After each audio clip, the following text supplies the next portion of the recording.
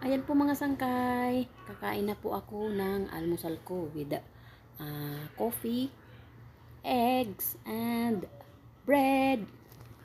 So ayan, buti. Nagugutom na talaga ako mga sangkay kasi nga, macaroni lang yung kinain namin kanina.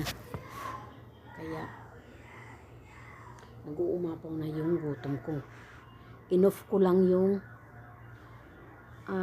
aircon namin kasi nga, lalamig na naman to. Palagi na lang malamig yung yung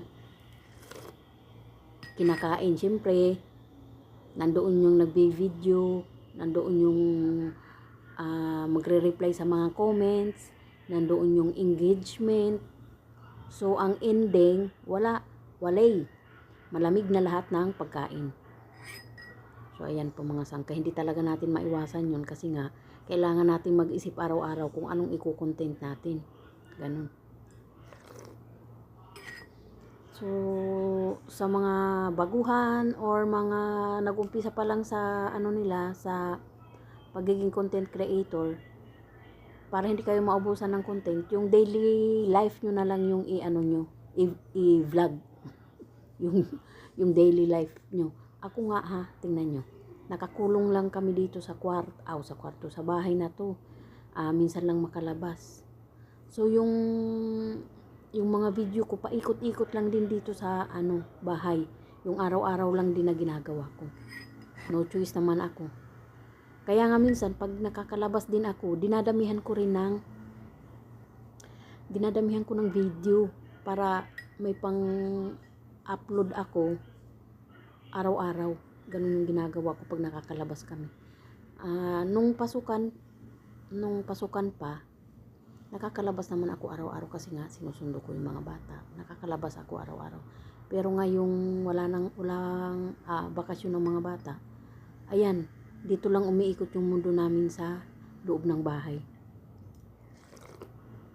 Kaya yung ginagawa ko, kung anong mga ginagawa ko araw-araw, yun na lang yung binivideo. So, ayan. Itong tinapay ay nilagyan ko ng palaman.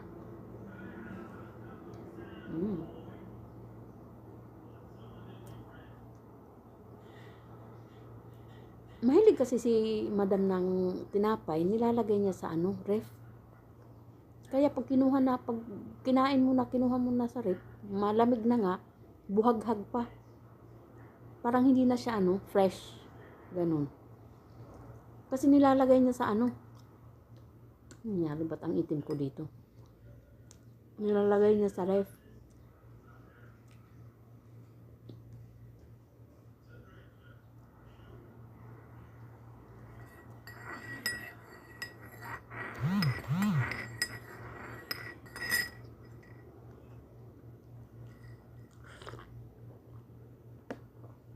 Grabe yung ko kanina. Yung linisin kasi nga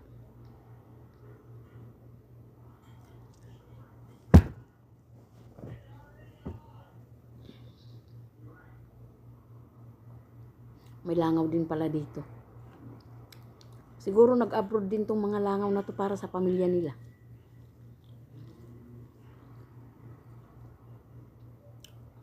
Grabe yung hugasan ko, grabe yung linisin ng kusina. Kasi nagparty siguro si Cordapia kagabi. Anong oras na ako natulog kagabi kay inayos ko muna siyempre naglinis ako ng kwarto nila. Grabing dumi. Nag-arrange pa ako ng mga cabinet nila kay yung cabinet nila parang nakakahilo na tingnan. Parang pugad ng manok. Inayos ko pa yun kaya ang tagal kong naglinis ng kwarto nila. Tapos paglabas ko, grabe ang hugasan, grabe ang linisin ng kusina kasi nga nagluto siya. O di naayos na, okay na, malinis na lahat. So, nagpahinga lang ako konti, natulog na. Pag gising ko, ganun pa rin ang itsura ng kusina. Parang hindi nalinisan. Nagparty siya. Ay, nako talaga. Araw-araw talaga ganun yung sitwasyon ng kusina namin. So, no choice kasi nga trabaho. So, ayan lamang po mga sangkay. Thanks for watching. God bless po sa ating lahat. Bye-bye!